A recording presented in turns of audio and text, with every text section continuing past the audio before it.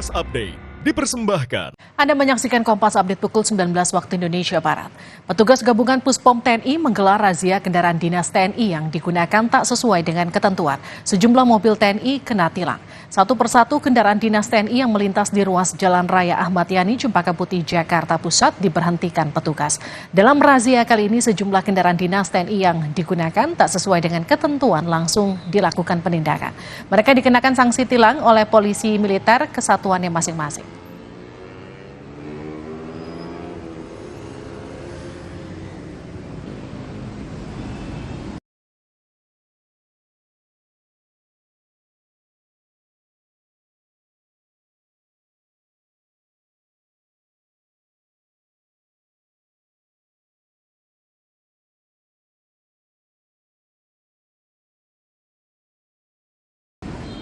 Demikian Kompas Update, Sapa Indonesia Malam akan kembali usai jeda.